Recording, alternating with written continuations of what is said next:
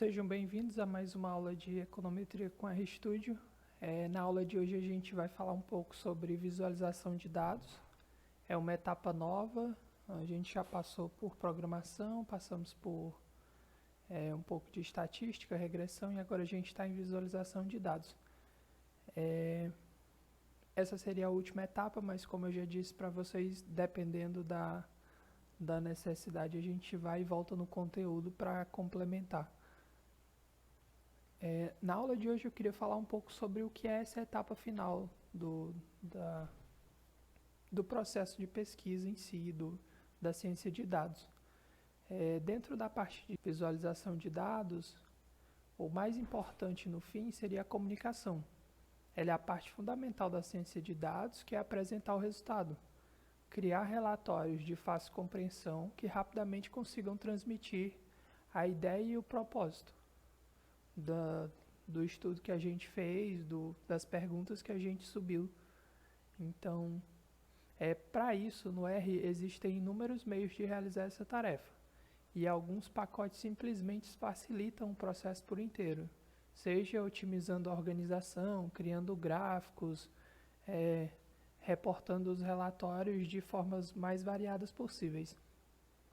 A gente já visualizou um pouco no decorrer das aulas anteriores, a gente visualizou um pouco dessa ideia de criar os gráficos, de sintetizar a informação que eu tenho a fim de conseguir enxergar algo que seja extraível, algum dado que a gente não conseguiu perceber com aquelas tabelas brutas. Então, criar o gráfico é uma parte essencial dessa etapa. Eu queria falar para vocês sobre o que é o Tidyverse. A gente já comentou bastante nas aulas anteriores, a gente já usou vários pacotes que estão dentro dele.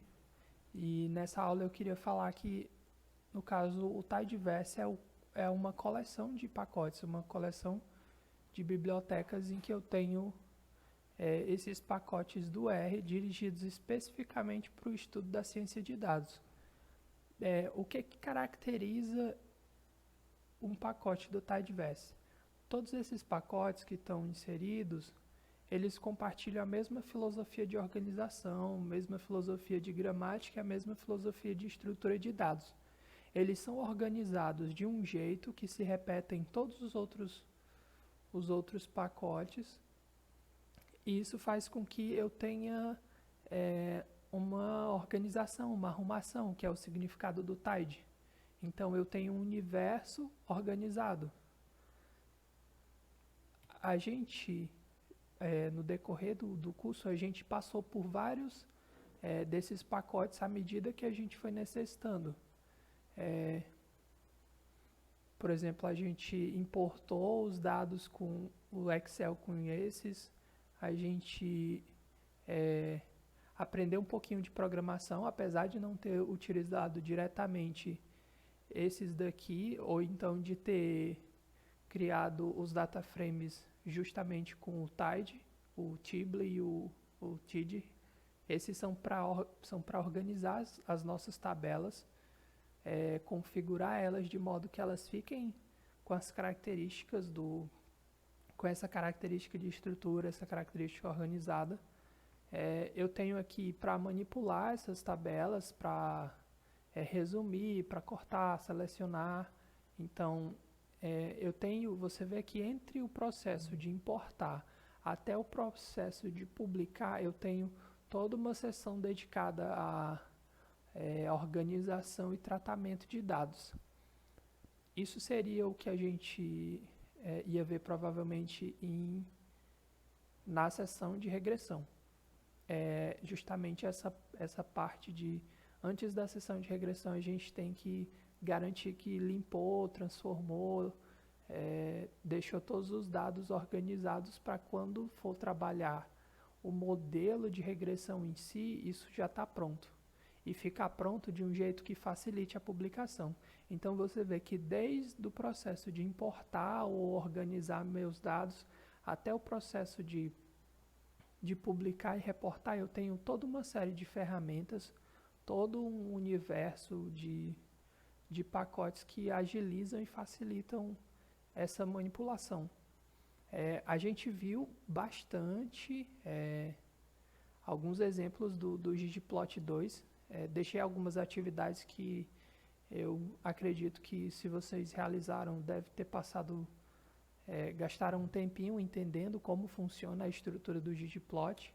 A gente ainda vai falar um pouco dele, mas a aula de hoje ela é especificamente a ponta da cadeia, que é publicação e os relatórios. A gente vai trabalhar um pouco com o R Markdown hoje. Passo sem querer. Para o modelo, na última aula de regressão, a gente acabou usando uma função que está dentro do Brum, que é um pacote só para fazer as regressões, os modelos, mas a gente não chegou a tratar deles. Na aula de hoje, vamos aqui falar um pouquinho primeiro sobre o que caracteriza um tidyverse, como é mesmo essa organização, e depois a gente fala sobre o R Markdown. O que eu tenho dentro de um tidyverse é um modo de organizar os dados numa estrutura em que eu consiga utilizar ele em todos esses pacotes que a gente viu. Toda a linguagem que foi construída em cima, ela sabe como os meus dados estão organizados. Então, quais são essas características, esse tidy data? Eu tenho uma variável, cada variável ela é uma coluna. Cada observação forma uma linha e cada tipo de unidade observacional é uma tabela. Eu tenho um jeito de organizar minhas tabelas de modo que eu consiga encontrar essa informação e eu consiga repassar ela para frente para o próximo pacote que vai tratar do próximo passo. Então, se eu importei os dados e organizei, filtrei, manipulei para deixar do jeito organizado, eu consigo fazer as transformações, eu consigo fazer as limpezas, eu consigo construir os meus gráficos para visualizar alguma informação, eu consigo montar meu modelo e eu consigo publicar, seja através de documentos, Word, PDF, ou seja de relatórios online, que funcionamento com apps, mas eu tenho uma série de funções que eu consigo trabalhar se os meus dados eles seguem uma estrutura contínua. Então, a gente viu que a característica básica é essa, cada variável é uma coluna, cada observação forma uma linha e cada tipo de unidade observacional é uma tabela. Vamos aqui falar um pouco sobre o R Markdown, que é o objetivo da aula de hoje. O R Markdown é um pacote que usa uma linguagem de marcação. Um modo de escrever em que as marcações indicam o modo como o documento final deve ser formatado. Então, assim é possível construir de um só arquivo de texto documentos em vários formatos, seja HTML ou PDF, adicionando títulos, imagens, links, enquanto mantém o texto original de fácil leitura. O que significa essa linguagem de marcação? À medida que eu vou escrevendo, eu vou colocando caracteres, eu vou colocando símbolos, que quando isso for compilado, o compilador ele vai entender isso como títulos, como links, como subtítulos, como notas de rodapé. Ele vai entender, o modo como ele vai organizar vai depender dos símbolos aos quais eu atrelei cada palavra da parte escrita. Então eu tenho como configurar, enquanto eu escrevo meu documento, enquanto eu trabalho no meu modelo, enquanto eu trabalho na minha visualização, eu tenho como construir esse texto já dizendo para ele como que ele deve ser visualizado, como que ele deve ser exportado, expresso, para que a pessoa que receba, a gente consiga concluir a etapa de comunicação com sucesso, ela consiga entender essa estrutura de forma simples. A gente vai pular aqui pro RStudio, que eu vou trabalhar algumas dessas funções do R com vocês. Aqui eu já tenho um arquivo, vou até salvar. Eu criei aqui em etapa 4, visualização de dados, e criei um novo arquivo. Está escrito R Markdown, underline PDF, mas a gente criou, underline PDF, mas a gente criou ele através do new file R Notebook. Quando eu crio, por exemplo, um R Markdown, deixa eu ver aqui, vou botar aqui OK, veja que eles diferenciam, eles explicam para a gente o que é um R Markdown, o que é um R Notebook. Se eu crio aqui, por exemplo, um file new project R Notebook, ele conta para a gente o que é um pouco dos arquivos. Ele fala, isso é R Notebook, isso é um R Markdown. Dá umas instruções para como a gente consegue mais informações sobre.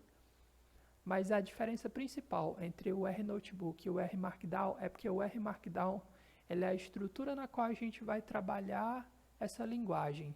Eles são como se fossem programas que já estão incluídos dentro do meu RStudio, como se fossem pacotes incluídos dentro do meu RStudio, que vão estruturar como o documento ele vai ser visualizado no final.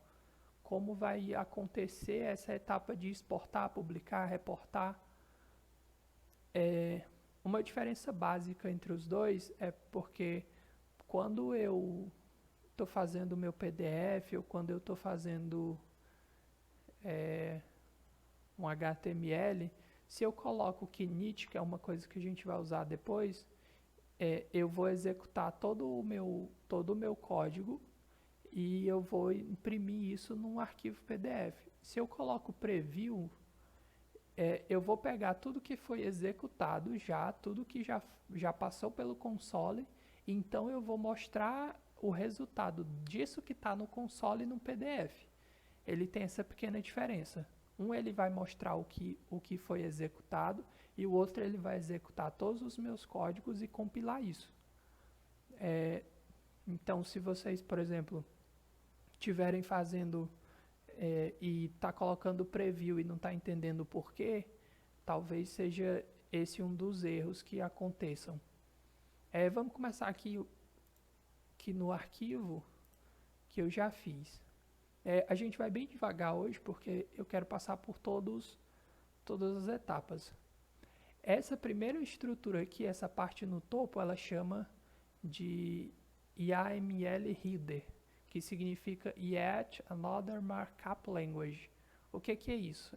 Ele diz assim, uma outra linguagem de marcação. Apesar dela ter sido criada para ser uma linguagem de marcação, essa parte aqui entre esses 3 hífens e os 3 hífens em cima, ela vai servir de orientação dos meus dados. Ela que vai me dizer qual é o título desse arquivo e como esse arquivo deve ser organizado.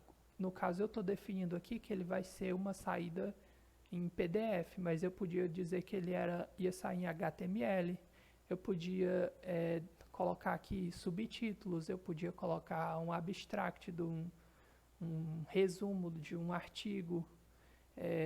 Eu tenho condições de estruturar dentro dessa parte aqui do topo, dentro desse início, configurações que vão ser trabalhadas em todo o restante do arquivo. O que o compilador faz? Ele vai ler essa parte, ele vai entender o que está sendo pedido aqui e ele vai replicar para todo o restante. Então, muitas configurações como margem, fonte, elas vão ser trabalhadas aqui. Para cada um dos tipos de documento que você quiser, no R Markdown, ele vai ter alguns comandos característicos. Então, eu coloquei aqui, existem várias configurações que podem ser incluídas, tanto para PDF quanto para HTML, e deixei aqui o link para vocês ficarem curiosos, conseguirem conferir alguma coisa. Durante essa aula a gente vai passar por algumas dessas características, não exatamente aqui em cima, eu vou trabalhar com vocês no corpo do texto, mas se vocês já tiverem, não, Luiz, eu quero configurar o meu documento como um todo de uma só vez, Então, provavelmente vocês vão trabalhar nessa parte. Como que a gente vai começar? O RStudio, quando eu crio um arquivo PDF, ele chama um sistema de compilação, que é chamado de LaTeX. Esse sistema é ele que dita a sintaxe que a gente vai usar na escrita para mudar a aparência dos textos, das imagens, das tabelas, figuras, links, todo o conjunto de elementos que eu tenho num PDF vai ser através da linguagem que a gente vai conseguir mudar ele só com o uso de texto, só com o uso de símbolos. Então, eu tenho esse sistema de compilação, no caso, essa linguagem de marcação, que chama LaTeX. É ela que vai dizer e é ela que vai trabalhar com R Markdown para fazer essas mudanças. Tudo que for elemento do que vai sair no meu PDF, ele vai ser controlado através desse sistema de compilação, dessa linguagem de marcação. Dependendo da customização, a gente vai precisar usar algumas outras engines do LaTeX, como PDF LaTeX, XLaTeX, LuLaTeX. Quando eu faço isso, eu vou ter condições de colocar essas configurações no meu texto. Percebam aqui que eu tenho umas marcações que quando a gente colocar para compilar o PDF, vocês vão perceber que eles vão ser exibidos de modo diferente, mas isso não impede que a leitura aconteça. Nessa aula a gente vai utilizar o TinyText, que vai ser um desses pacotes com o LaTeX dentro, só que ele é instalado diretamente no R. Eu também posso instalar essa linguagem de compilação, essa linguagem de sintaxe dentro do próprio computador. Eu posso, como quem instala uma linguagem nova no computador, eu posso simplesmente instalar ela no Windows e o R, quando precisar, recorre ao Windows para executar isso. Tem uma vantagem muito grande, porque aí assim eu já consigo trabalhar com ela aqui em cima e eles já criam essa distribuição completa. Então, dentro desse Mictex, eu já consigo, para o Windows, colocar várias engines dentro e isso vai conseguir corrigir a maioria dos problemas.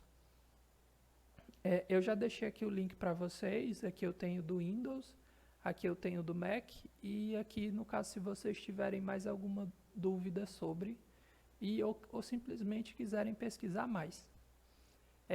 A gente, no caso, eu não vou fazer esse, mas eu vou instalar ele no R.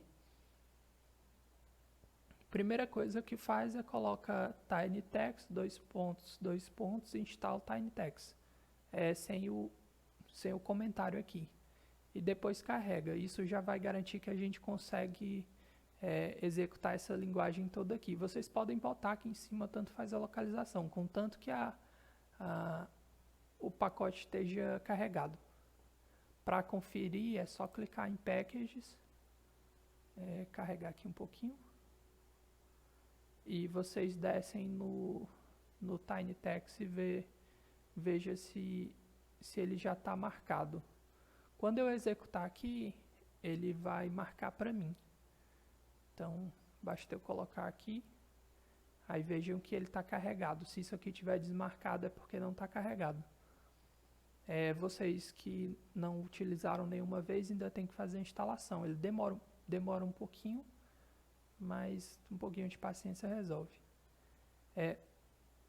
A gente vai trabalhar agora mostrando como essas estruturas funcionam.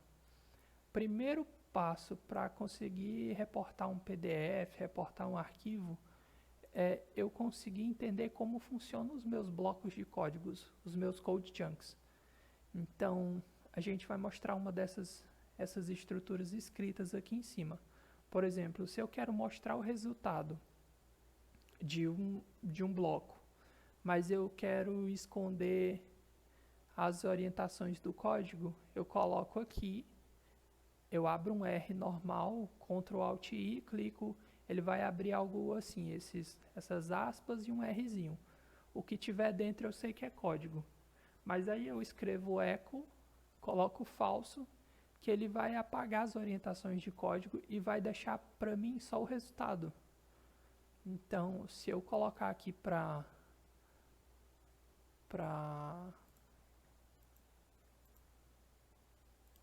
publicar o PDF, demora aqui um pouquinho que ele tá rodando tudo. Vamos fechar aqui. Vocês percebam que quando eu coloco esse echo false dentro da minha estrutura de código entre os colchetes, entre as chaves do Rzinho, ele não mostra para mim o código.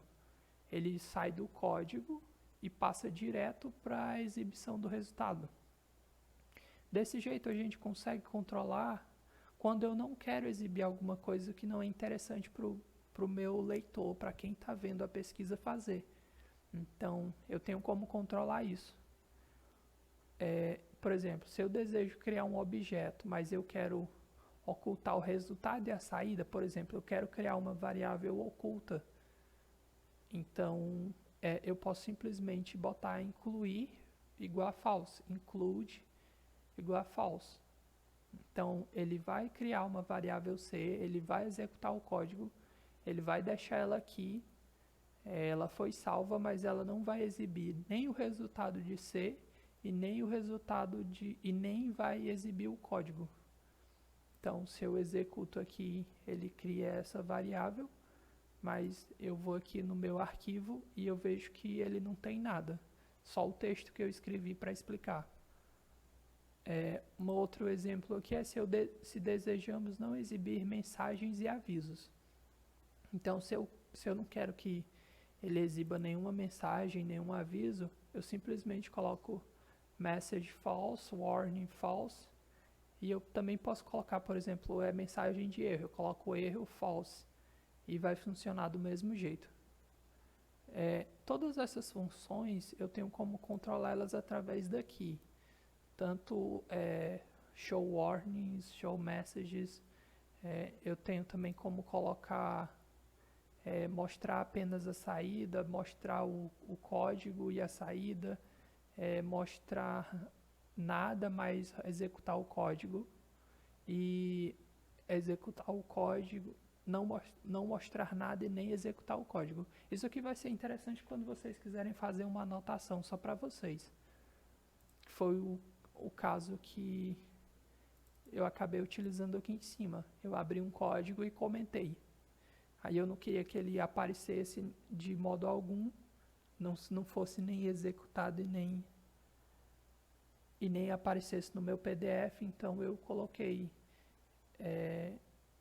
include false, eval false, coloquei o comentário, então ele simplesmente desaparece. Percebam que ele está aqui, ó, mostrar nada e não executar código. Vamos aqui para outro exemplo, que é controlando o tamanho das figuras. Percebam que se eu quisesse criar um PDF, e nem sempre eu vou querer que a minha imagem ela fique utilizando todo o espaço disponível, porque eu posso ter um gráfico muito simples e isso vai atrapalhar, vai ser muito grande, talvez não seja esse o propósito. Então, se eu quiser controlar o tamanho das figuras inseridas, eu vou usar esse fig.width em fig.height.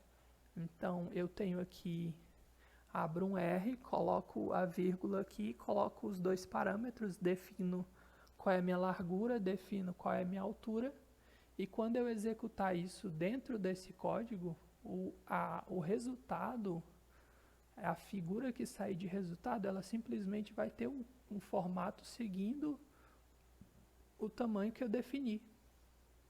Então, eu tenho condição de sair disso aqui para algo mais comportado, mais contido, que faça mais sentido para o meu relatório.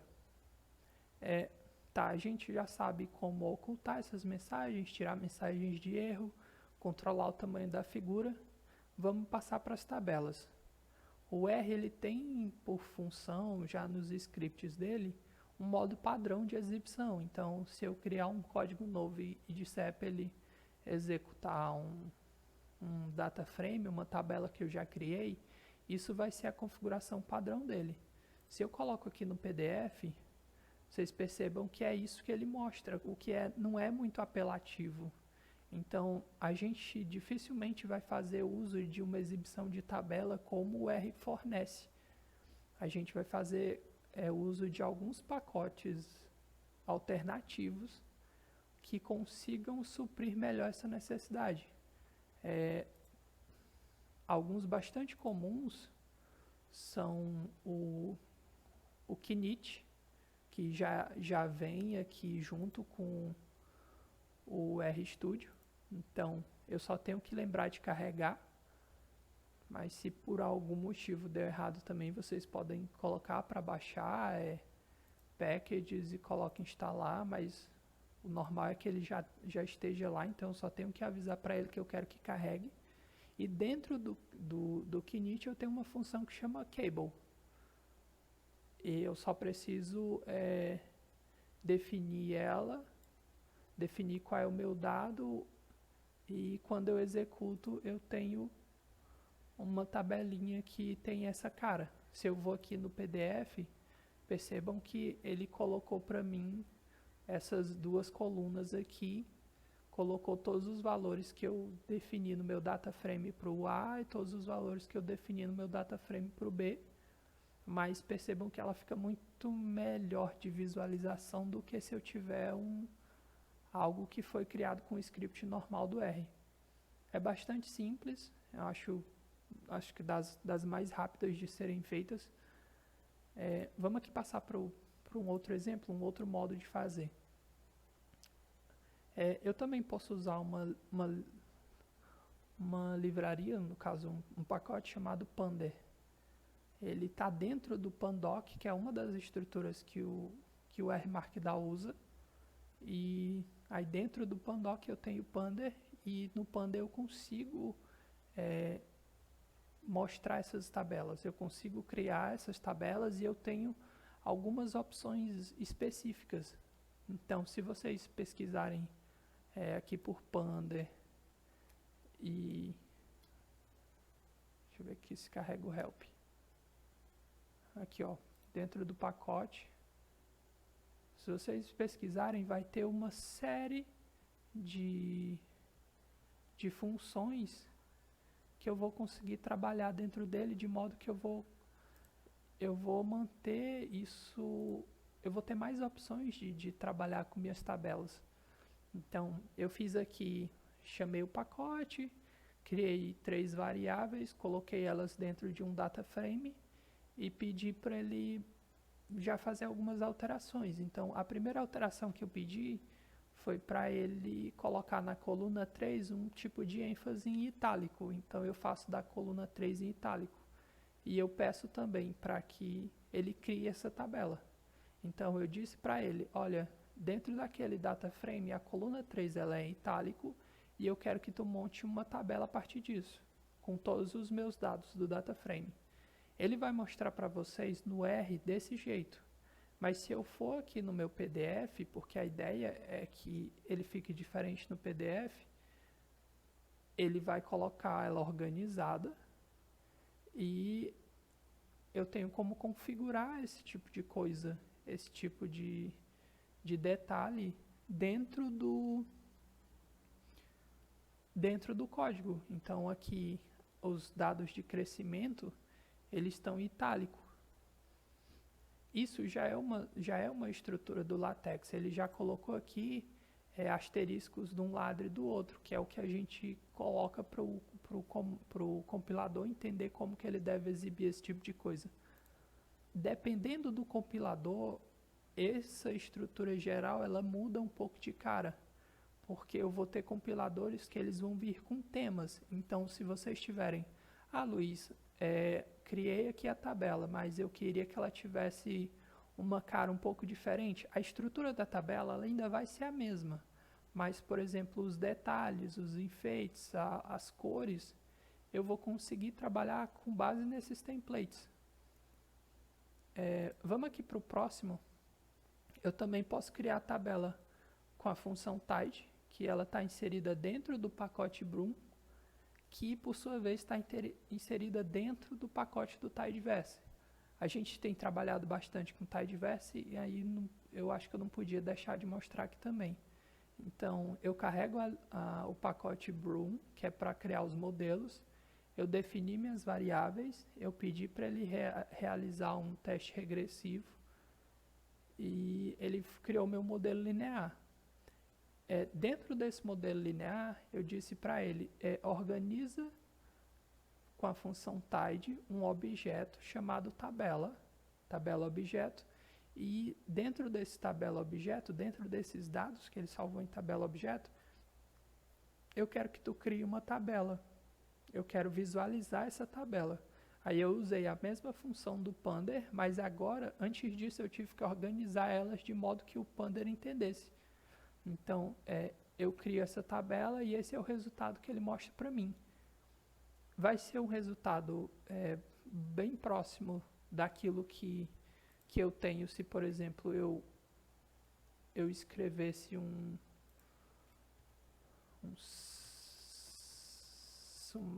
summarize, deixa eu ver aqui, LM teste, não, aqui, summary,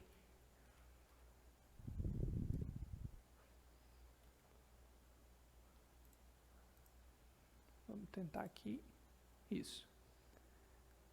Se eu coloco para ele fazer um resumo dos meus dados, do meu modelo, eu tenho algo parecido com a tabela que eu pedi para ele criar. Só que aí vocês veem que ele não é muito organizado, então ele tem algumas informações das quais eu não preciso. Então eu posso simplesmente continuar do jeito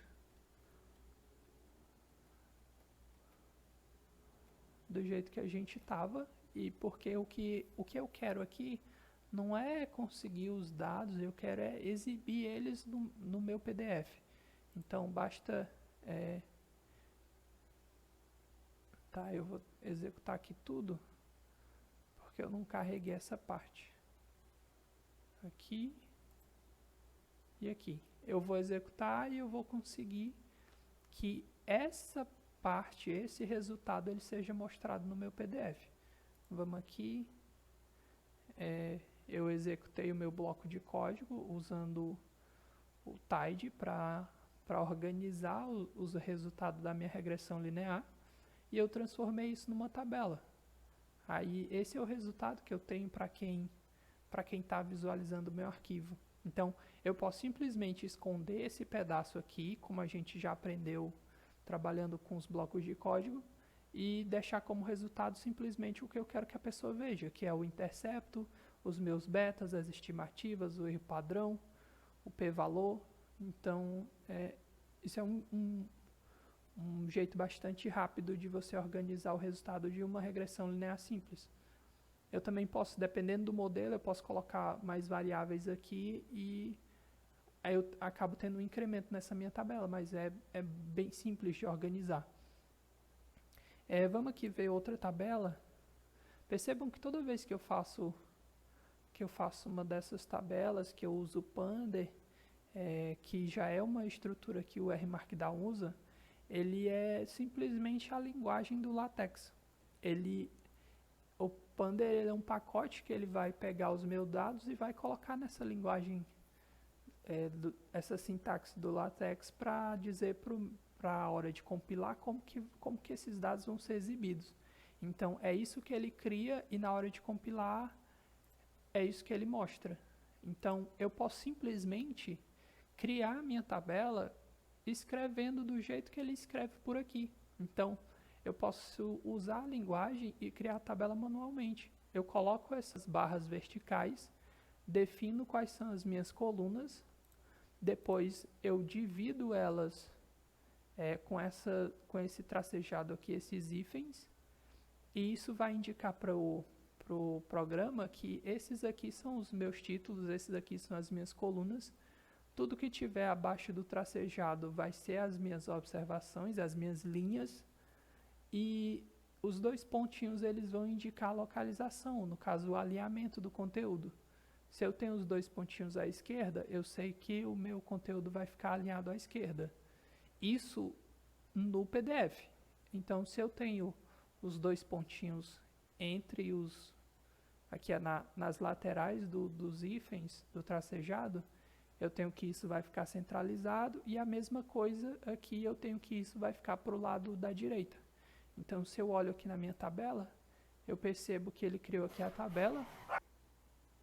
Se eu tenho isso aqui na minha tabela, eu percebo que eu tenho aqui os elementos à esquerda, esses aqui ficaram no centro e esse aqui ficaram na direita. Se eu não colocasse isso, ele provavelmente ia alinhar pelo centro e nem sempre vai ser interessante. Tá, a gente já passou aqui por o que é o R, o que é o LaTeX, como que eu instalo no R essas funções, como eu exibo os meus códigos, ou oculto, ou exibo só o resultado, ou exibo só o código, o que eu tenho que fazer para aumentar ou diminuir o tamanho da minha figura, como que eu construo essas tabelas no R, tanto usando Cable, como usando Pander, como usando Tide, como escrevendo elas manualmente, simplesmente usando as marcações no texto. Fora isso, para vocês criarem um PDF que seja mais apresentável, sem trabalhar com os temas, eu simplesmente formato o texto. Vocês viram que, à medida que eu fui fazendo aqui, eu fui colocando umas marcações, uns asteriscos, uns acentos agudos, e isso ele vai dizendo pro compilador como que ele deve construir esse PDF, como que ele deve apresentar isso. Aqui embaixo eu coloquei um resumo das coisas que eu fiz em cima, e eu acho que isso deve ajudar. O primeiro é formatando o texto. Quando eu coloco entre os asteriscos, entre um asterisco no início e no fim, eu estou dizendo para o R que aquele texto ele vai sair em itálico. Então, é isso que acontece, ele mostra em itálico. Se eu coloco 2 asteriscos, ele vai sair em negrito, bold. Se eu coloco o acento, a crase, antes e depois da palavra, eu estou dizendo para o R que eu quero que no PDF ele exiba isso com uma fonte para indicar que é um código. Então, isso ajuda na hora de organizar, ajuda na hora de eu destacar o que é código, o que é título, o que é que deve ser visto ou não visto com mais ênfase. Então, do mesmo jeito que eu fiz no Pander aqui em cima e disse para ele que eu queria ênfase em itálico, eu simplesmente consigo fazer isso no meu texto. Então, é uma função que é rápido de implementar, enquanto eu estou escrevendo eu já marco. Por isso que ele leva esse nome de linguagem de marcação. Eu também posso criar os títulos. Então, se eu faço aqui, se eu coloco aqui, por exemplo, um jogo da velha, eu estou dizendo que esse é o título 1, ele vai ser o maior. 2 jogos da velha é o título 2, como quem cria um subtítulo no texto para organizar. E por aí vai, eu tenho aqui o título 1, título 2, título 3. Então, para marcação de títulos, basta fazer isso, lembrando que eu tenho que colocar um espaço. E lembrando que ele tem que estar fora do bloco de código. Por exemplo, quando eu executo alguma coisa dentro do bloco de código e coloco um jogo da velha, uma hashtag, eu estou dizendo que isso é um comentário. E não deve ser executado. Então, percebam que é uma coisa diferente eu trabalhar com um código dentro do bloco de código e eu trabalhar com código fora do bloco de código. Então, colocar o hashtag e dar um espaço fora do bloco de código significa que eu estou fazendo uma linguagem de marcação e eu quero que quando aquilo seja compilado, isso aqui assuma a função de um título, que foi justamente o que eu fiz aqui com formatando textos, destaques, títulos, listas. Então, vocês olham aqui que eles ficam em tamanhos diferentes. Título 1, título 2, título 3. O que mais que dá para a gente fazer com essas linguagens de marcação? Eu posso criar listas. Antes a gente fez listas lá na etapa de programação 1 e criou essas listas com códigos. Mas eu simplesmente posso criar essa lista para ser exibida. Sei lá, é algo bem pequeno, eu simplesmente coloco o asterisco, dou espaço e escrevo o que eu quero. Na próxima linha eu coloco outro asterisco, dou espaço e escrevo o que eu quero. Se for uma lista não ordenada, basta os asteriscos e isso vão se transformar em pontos. Se for uma lista ordenada, eu coloco o número que eu quero, coloco um ponto, dou espaço, não esqueçam, e coloco o que eu quero. Então, eu vou colocar aqui lista não ordenada e lista ordenada, bem simples de criar. Outra função interessante é eu criar dentro do meu PDF um link, mas isso nem sempre precisa ter a cara de link. Então, se eu coloco aqui, abro um colchete, coloco um texto e fecho o colchete e depois abro parêntese e coloco o link dentro, esse texto aqui dentro de colchete, ele vai funcionar como o link que eu escrevi depois. Então, se eu olho aqui no PDF, isso aqui vai ser um clicável. Então, você consegue colocar desse modo para ficar organizado. Digamos que fosse um link gigantesco. Talvez isso não fique tão visualmente mais bonito ou visualmente organizado. Então, eu tenho essas funções de colocar links dentro dos meus PDFs. Outra coisa que eu posso fazer com o LaTeX, com a sintaxe, é adicionar equações, o que é bastante útil para quem está trabalhando com dados. Então, tem dois jeitos principais de eu fazer isso. O primeiro é usar o símbolo aqui do dólar, colocando o cifrão, para indicar o início e o término de uma equação.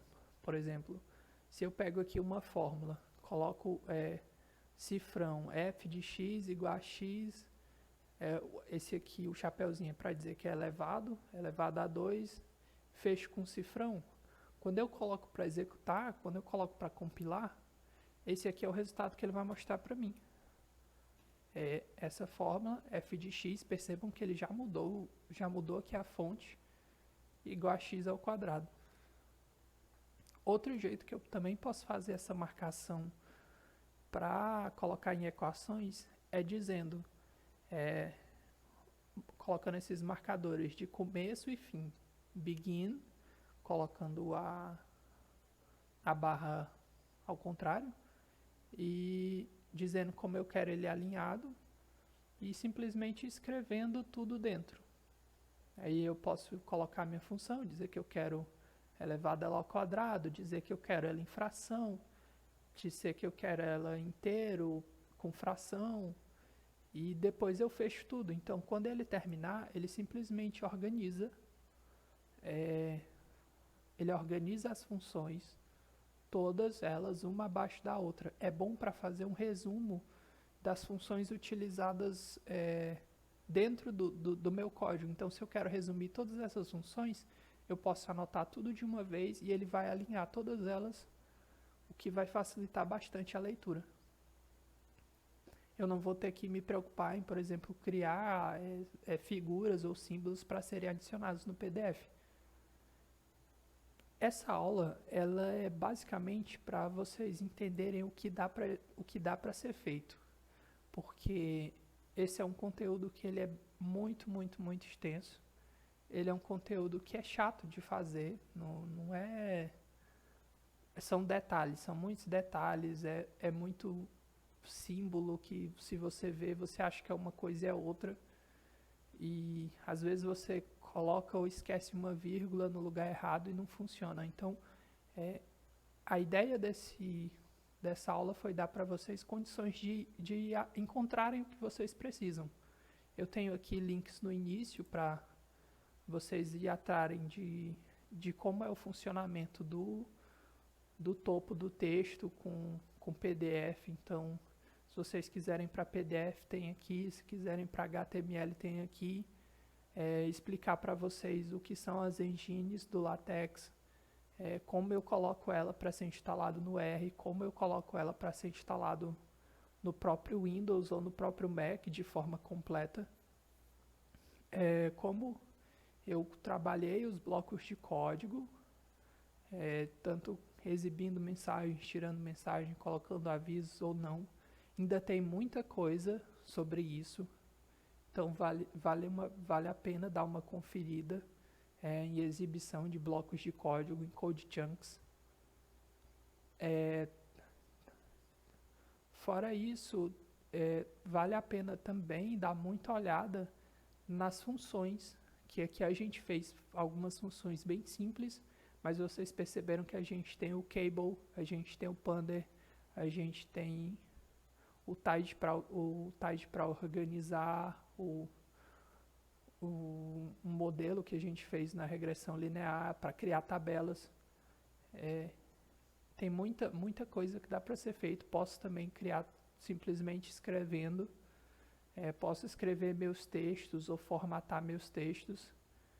Então, a ideia é que vocês pesquisem. Eu deixei aqui na última linha o conteúdo sobre o LaTeX. Ele é vasto e eu recomendo que vocês olhem mesmo tudo, pesquisem com vontade, porque dá para aprender e dá para organizar muita coisa. Tem muita coisa sobre como formatar essas funções matemáticas, e aqui eu tenho, aqui nesse link vocês conseguem encontrar tutoriais, mas é só escrever LaTeX tutorial no Google que tem muita coisa. Aqui está organizadinho do início ao fim, com bastante conteúdo. Eu espero que vocês tenham conseguido reproduzir a aula, tenham conseguido ver que dá para a gente organizar um PDF bem feito, sem muita confusão. Eu posso colocar as tabelas, posso esconder os códigos, mas sempre lembrem que a gente está fazendo, quando eu estou reportando um estudo de ciência de dados, é porque eu quero que ele seja reproduzível. Então, se eu faço isso e eu escondo tudo que eu estou fazendo, não vai servir para quem recebe. Então, façam com bastante cuidado, deixem para ocultar só aquilo que está repetido por algum motivo, mas pesquisem bastante, porque tem muita coisa ainda. Tem muita coisa que não adianta eu mostrar para vocês, porque vai depender da necessidade, vai depender do uso, mas eu acho que com isso que eu mostrei, vocês conseguem organizar muito e fazer com que fique bem apresentável. Pela aula de hoje foi isso, acho que até me estendi. A gente se vê na próxima.